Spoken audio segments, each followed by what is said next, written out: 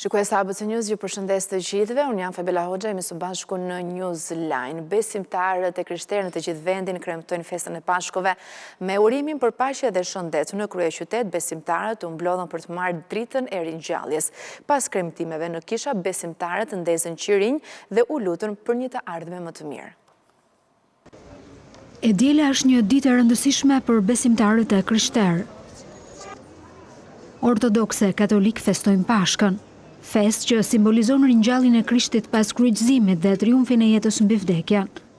Në katedralen katolike dhe ato ortodokse në Tiranë gjatë meshave u shpërndan mesazhe se dashuria triumfon mbi urrëtitjen, e shpresa mbi dëshpërimin.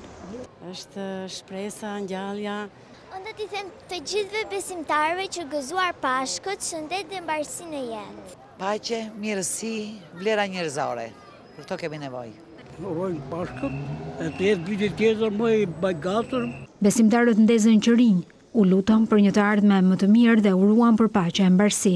Mbarësi, shëndet e lumturi për gjithë. Pas vizitës në kish, festa vijon me drekën familjare, ku nuk mungon veza, simboli jetës, e lyer me të kuqe në kujtim të sakrificës së Krishtit në kryq. Pashka simbolizon mirësi, begati, ringjallje. Veza që kene në? Veza është jeta. Këtë ditë të rëndësishme për besimtarët e krishterë nuk munguan as urimet e politikanëve. Pashkë të bekuara, të paqta, të begata dhe të gëzuara për çdo besimtar dhe për çdo familje shqiptare. Në të gjithë vendin, besimtarët kremtuan festën më të rëndësishme në kalendarin kristian, me mesazhe për më shumë shpresë, besimtarët u lutën në të gjitha kishat e vendit. Mira besimtarë ortodoks kanë kremtuar festën e Pashkove në katedralen Ngjallja e Krishtit në Korç, qytet i cili ka krijuar një traditë të veçantë në festimin e kësaj dite. Mesha u drejtua nga Atilia Kotnani, i cili në mesnatë njoftoi ringjalljen e Krishtit në antikujt e këmbanave dhe ndezjen e qirinjve me dritën e shpresës, me fjalët Krishti u ngjall, vërtet u ngjall. Edhe në Lezhë, besimtarët katolik kremtuan natën e Pashkës me meshën e ringjalljes së Jezu Krishtit, e mbajtur në katedralen Shën Nikolli. Në Shkodër, mesha e vigjiljes së Pashkëve në katedralen e Shën Shtjepnit u celebrua nga arqipeshkvi i Shkodrës Imzot Gjovani. Qindra qytetar u lutën për një të ardhme më të mirë. Edhe në Fier, besimtarët katolik dhe ortodoks, banor të zonave dhe emigrant të ardhur për këto ditë, kur orzuan në kishën e Shën Gjergjit në mesnatë, momente emocionuese. Në Elbasan, besimtarët ju bashkuan meshës së shenjtë në vigjilje të kësaj feste, në kishën e Shën Kollit, ndërsa në Vlorë, besimtarët morën pjesë në meshën që u mbajt në kishën e Theodorit.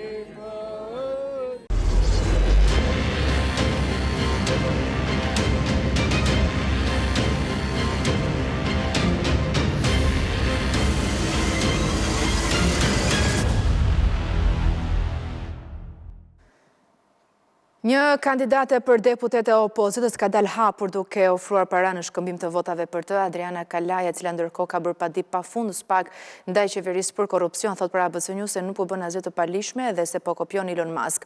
Ndërkohë shoqata për zgjedhje të lira dhe demokratike thot se kjo është në shkelje flagrante të ligjit me pasoja penale, por Komisioni Qendror i Zgjedhjeve mbyll syt dhe thot se nuk ka denoncim dhe s'mund të bëjë asgjë, ndërkohë që Kalaja e ka publikuar njoftimin në rrjetet e saj sociale.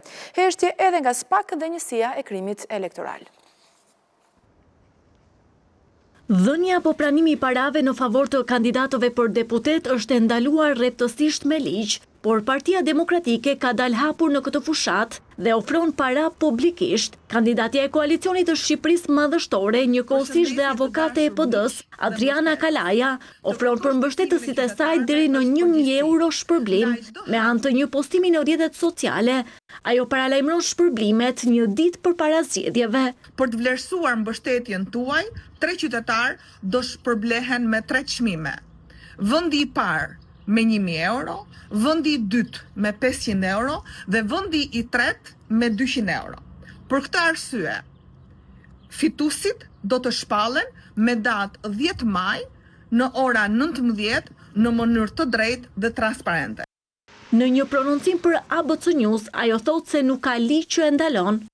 Jo, nuk është ndaluar, s'ka ligj, le ta marrin si të duan, unë jam në rregull me ligjin. Ajo pretendon se me këtë truk po kopjon miliarderin Elon Musk në SBA, por ky fundit nuk ishte kandidat, por donatori Trump. Truku i giveaway që ka përdorur Kalaja në këtë rast, sipas ekspertës së zgjedhjeve Gerta Meta, është po aq i ndaluar sa dhënia e parave dorasi, si rasti i Lushnjës një javë më parë. Në asnjë rast dhe në asnjë vend nuk lejohet ofrimi parave në këmbim të votave, është vepër penale. Por si kryetari i saj Sali Berisha edhe avokatja Kalaja ndoshta nuk e lexojnë ligjin. Neni 328 i Kodit Penal për shpërblimet dhe premtimet ndalon ofrimin dhe dhënien e të hollave që favorizojnë një kandidat. Në raste të tilla, kandidati dënohet me burg nga 6 muaj deri në 2 vite.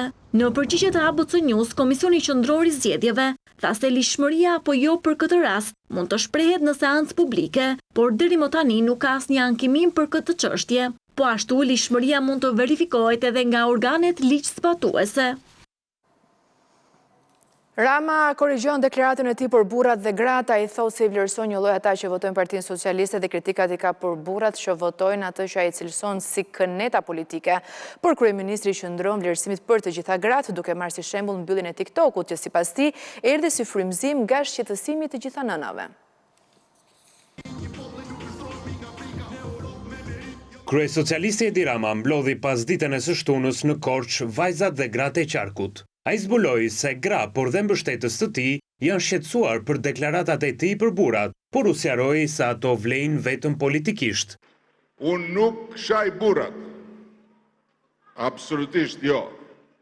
Tani, unë them që ata burra të cilët njësoj si dhe shumica dërmuese e grave mbështesin Partinë Socialiste, janë jo vetëm të zot në punën e tyre, por janë edhe mendje hapur dhe janë edhe të mençur politikisht.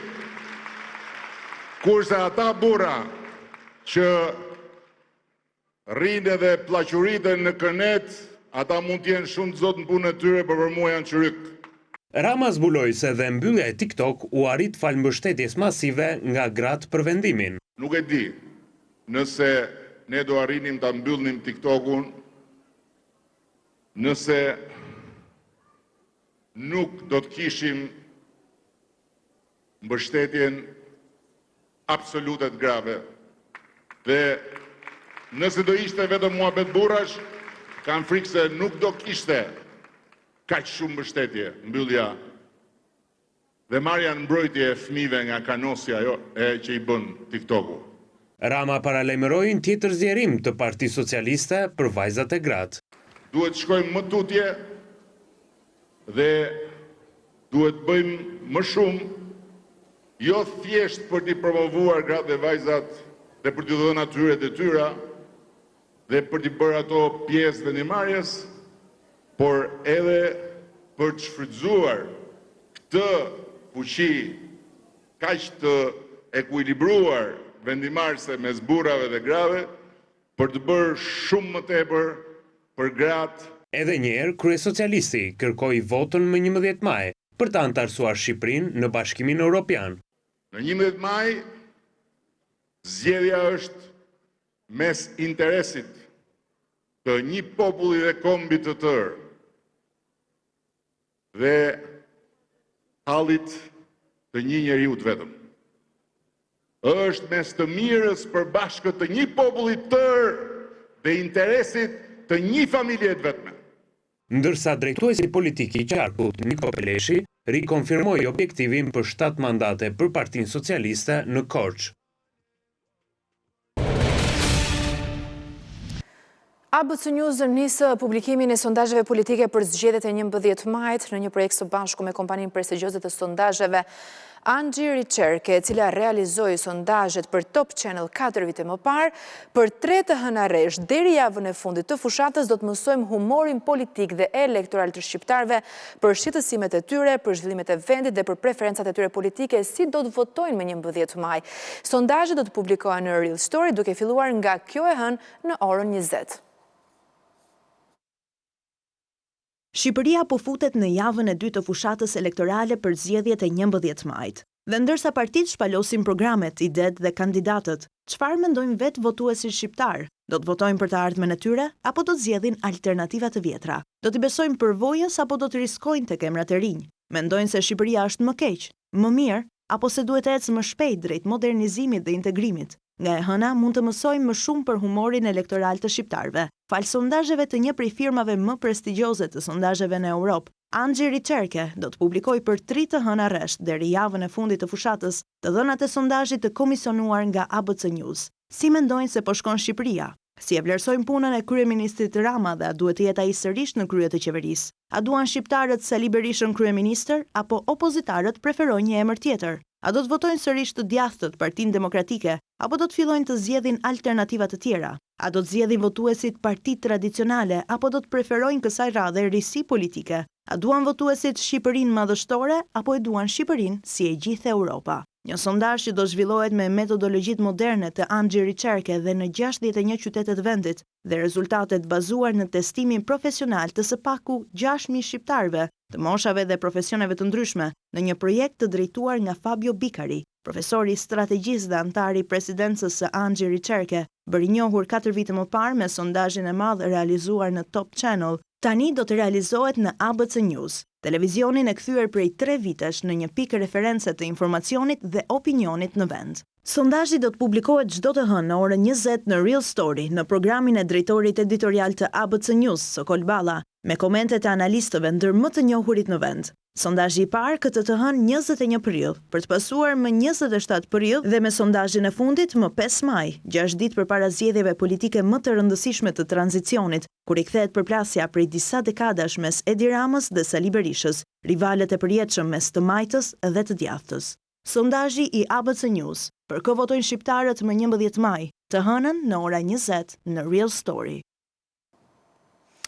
Agustin Leshi, 51 vjeçari lindur në Lezhë, është ekstraduar këtë të diel nga Zagrebi për në Shqipëri. Ky person rezulton i dënuar më herët me burg nga gjykata e Lezhës për veprën penale, prodhim dhe shitje narkotikëve. Leshi dyshohet se në vitin 2023 ka qenë implikuar në një rast të transportimit të një sasie lënde narkotike kanabis sativa me qëllim shitjen. Interneti po përdoret gjithnjë më shumë nga të rinjt shqiptar. Shifrat e Eurostat tregojnë se në vitet pas pandemisë nuk e përdorin vetëm për argëtim, por edhe për mësime online dhe punësim. Të rinjt shqiptar rezultojnë me pjesëmarrje më të lartë se të shumë vendeve të tjera. Sipas ekspertëve, kjo ndikon në rritjen e performancës profesionale, por ata bëjnë apel për verifikimin e platformave. Të rinjt shqiptar po e përdorin më shumë internetin për të mësuar dhe jo vetëm për të argëtuar. Sipas Eurostat, 20% e të rinjve nga mosha 16 deri 29 vjeç në Shqipëri gjatë vitit 2023 përdorin internetin për të ndjekur kurse të ndryshme online. Pjesëmarrja e të rinjve shqiptar që përdorin internetin për të rritur njohuri rezulton më e lartë se në disa vende të rajonit dhe Evropës. Por cilat janë përfitimet e mësimit nga interneti? Një zgjerim të informacionit i cili sjell në radh parë që një i ri të ketë të njëjtat aftësi dhe formim si çdo i ri kudo në Europë apo dhe më gjerë në botë, dhe e dyta i zhvillon dhe i rrit shkallën e kreativitetit, por dhe inteligjencën. Numri të rinjve që mësojnë përmes platformave të ndryshme nga interneti u rrit ndjeshëm pas pandemisë. Sipas specialistëve, kjo periudhë izolimi afroi më shumë shqiptarët me teknologjinë. Deri në atë periudhë e kishin përdorur më së shumti për argëtim në mas, më së shumti për të kaluar kohën e lirë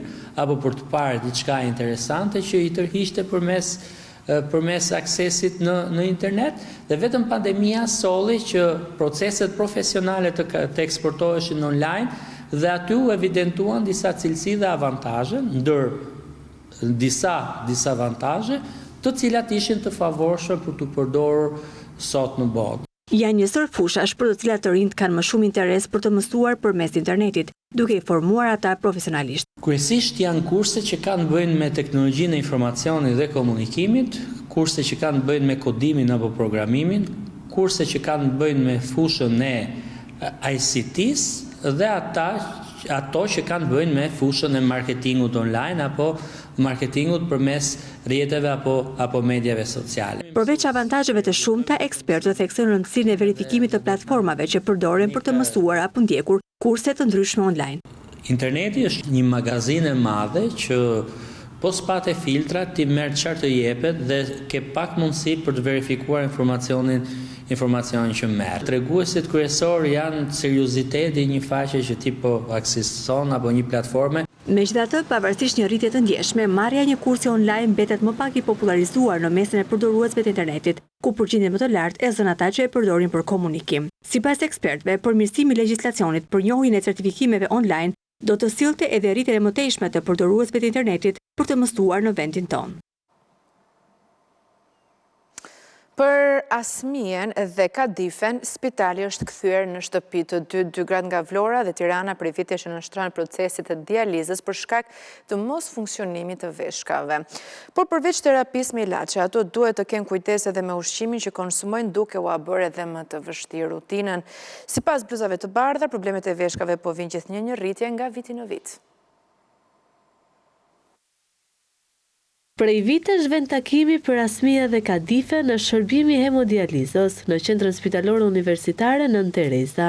3 herë në javë për 4 orë, ato i nënshtrohen procesit të dializës, e cila bën të mundur pastrimin e gjakut dhe heqjen e peshës së tepërt që ka fituar trupi. Asmia Beqira nga Vlora prej më shumë se një dekade i nënshtrohet dializës në QSUT, që në Vogëli, 59 vjeçaria tregon se ka pasur probleme me funksionimin e veshkave. 12 vjetë kam që bëj 3 herë në javë dializë. Kam filluar që e vogël, kam qenë me probleme me veshkat, por jam operuar një herë, 9 vjeç kam qenë, kisha gurë në veshka, dhe i hoqa atëre gurët, edhe su mjekova, më pasaj nuk i pash më gabimi jonë i madhi që bëjmë neve gjithë shqiptarët. Kisha një infekcion urinar, dhe më thë që erdim mashu, mora antibiotik, si gjithë shqiptarë që marrin pa recet me thonë drejt në parrejna, mora pa recet, edhe si duket ato gjetën pikën më të dobët që ishte veshka. Ndryshe nga Asmia Kadife Lekan nga Tirana, ka 5 vite që kryen dializë dhe krahas kësaj sëmundje. 74 vjeçaria është përballur edhe me sëmundje të tjera, probleme që i kanë nisur që në moshën 40 vjeçare. Kam 5 vite që bëj dializë, 3 herë mjaft. Unë me nonën kam vujt shumë me sëmundjet. Jam operuar me zemër, kam vendosur valvo, 2 mishin, mastaj hoqja në tamthin, shumë probleme më ka pas. O jam operuar me shpinën, më shumë se spitalëve të kam ngel. Këta pacient përveç dializës, duhet të marrin edhe terapi me ilaçe si dhe duhet të kenë kujdes me dietën e tyre, duke u bërë rutinën ditore akoma më të vështirë. Me plot kuptimin e fjalës ata thonë se spitali është kthyer në shtëpi të parë, pa të cilën nuk do të kishin jetë. Po ne po mos ishin spitalet, ne mund t'i themi spitaleve vendi parë, është shtëpi e parë, jo shtëpi e dytë, se ne po se erdhëm këtu një herë, po mos vim ose 2 herë, neve helmohet gjaku dhe ne. Po do vi sa jetë a spital. Vi si kur më shku më punë. 3 herë më javë punoj. Që të bëj? Po ke mosh nona do të rinë krevat. Jo të veçtë. Problemet e veshkave po vijnë gjithnjë në rritje nga viti në vit, dhe sipas specialistëve sëmundjet që prekin këto organe rrezikojnë të kthehen në pandemi. Specialistët thonë se 1 në 10 persona kanë probleme me veshkat, shqetësime që shkojnë deri në humbje të funksionit të tyre. Ishte gjithçka e përgatitur për këtë edicion informativ. Ju kujtoj të klikoni në webin tonë abc.news.al për të tjera zhvillime. Në radio na gjeni në frekuencat 105 FM. Në lajmet e orës 15 do të jemi sërish bashkë. Faleminderit që na ndiqni.